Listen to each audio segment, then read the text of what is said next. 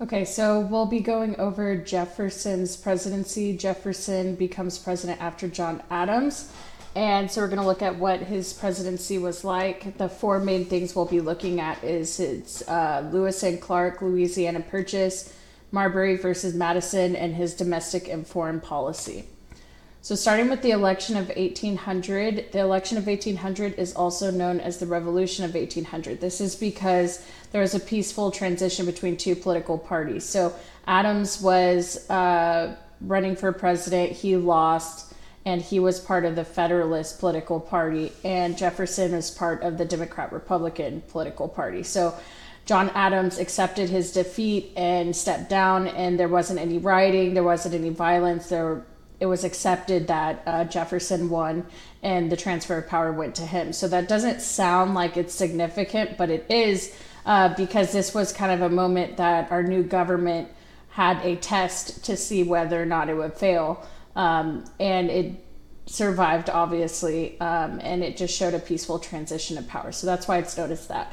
Now, the election, it was between four people, but the main three, it was Adams, who was rerunning for his second term, who was a Federalist, and Aaron Burr and Jefferson, who were both Democrat Republicans. Now, the Electoral College, there was a tie between Burr and Jefferson. So because of that, the vote then went to the House of Representatives. Now, Jefferson winds up winning the election of 1800 with Hamilton's endorsement. So we, in class, looked at the song from Hamilton, the election of 1800, where it's not saying that Hamilton was the last deciding vote, but Hamilton did help Jefferson win because Hamilton was very influential with his political party and a bunch of other different congressmen. And so he basically said, I'm endorsing Jefferson because I think he has different values, even though they're different than what I believe. He has more to stand on than Aaron Burr. So because of that, he just influenced a lot more people to vote for him. So that's how Jefferson becomes president. Now, if you remember, Jefferson is the same Thomas Jefferson that we talked about, who was in Washington's first cabinet, and he's the one who disagreed with Hamilton about a lot of things. So that is how Jefferson becomes president. Now, Marbury versus Madison, this happens in 1803. Anytime you see a title where it's going to show like versus or whatever, that is going to be talking about a Supreme Court case. So in this one, we have Marbury versus Madison. So the background, what happens is Adams, during his last weeks in office, decides to appoint a bunch of judges, including Marbury. Now, the reason he's going to want to appoint judges is because he is a Federalist and there's a new political party. So he's going to want to appoint Federalist judges.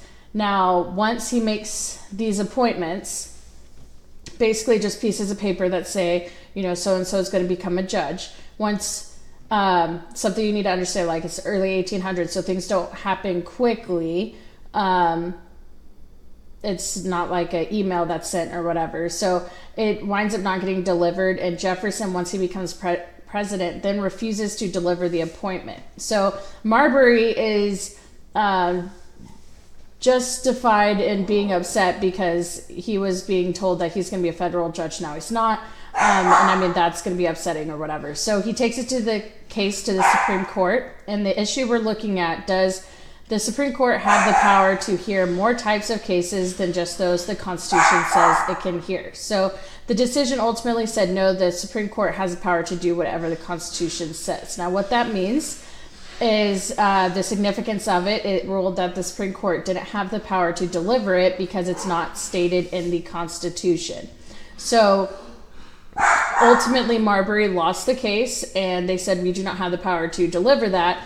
And because they basically repealed part of the Judiciary Act from a couple years before that. But what you need to know about Marbury versus Madison, there's a lot of details with it, but essentially you need to know that the result was that it established judicial review.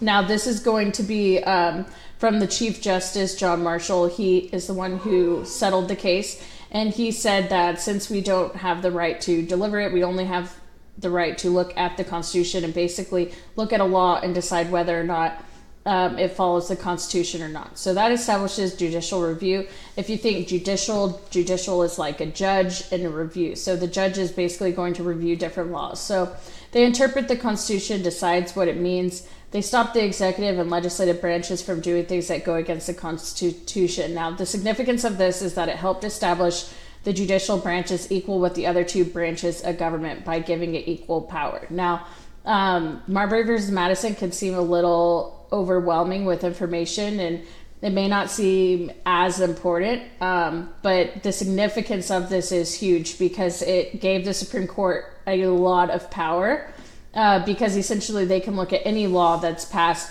either executive order from the executive branch or any law from Congress, and say that it's unconstitutional and therefore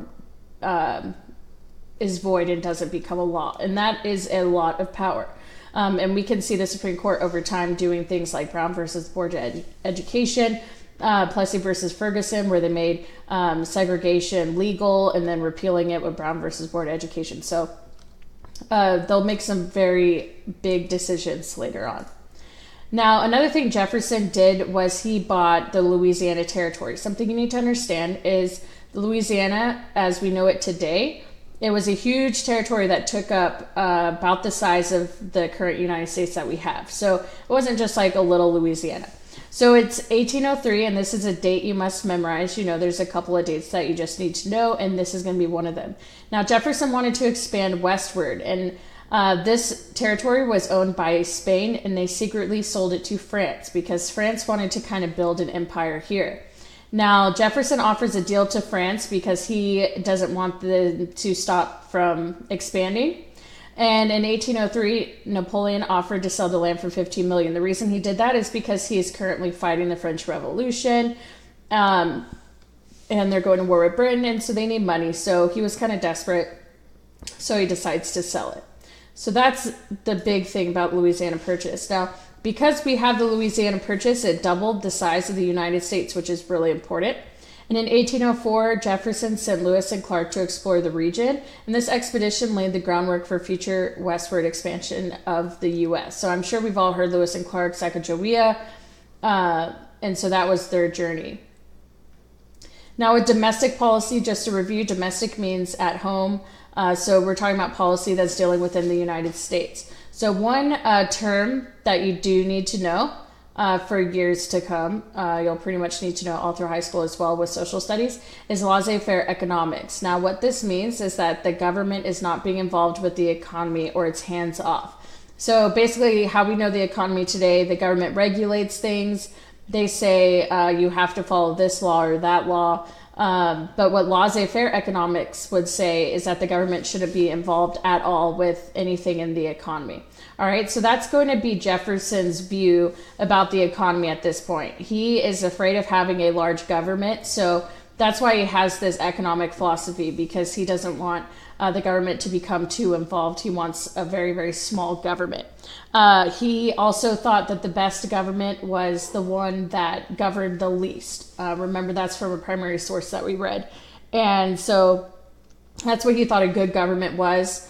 And he also got rid of most federal taxes, and he reduced the debt, and then he cut the military, which is going to be interesting because after this we go into War of 1812, so we'll see how that plays out. Now, foreign policy, these are things that he had to deal with, dealing with other countries. Now, the historical context, remember, British ships practiced impressment or forced military service. Because of that, Jefferson did not want to go to war, so he passed the Embargo Act, which was put in place to avoid war, and in that it prohibited American ships from trading with European nations. So pretty much any European nation, now ships were not allowed to trade with them. Now, what the Embargo Act winds up doing is putting the U.S. in a small depression in its economy. So basically, all the manufacturers aren't able to trade, so they're not able to make money. So it really, really, really hurts American manufacturers. So because of that, and since it wasn't very popular, Jefferson decides to pass the Non-Intercourse Act of 1809, which lifted the embargo on the U.S. shipping, except for ships bound for British or French ports. So here, it's basically the same thing. He just narrows it down and says specifically just these ports we can't ship with.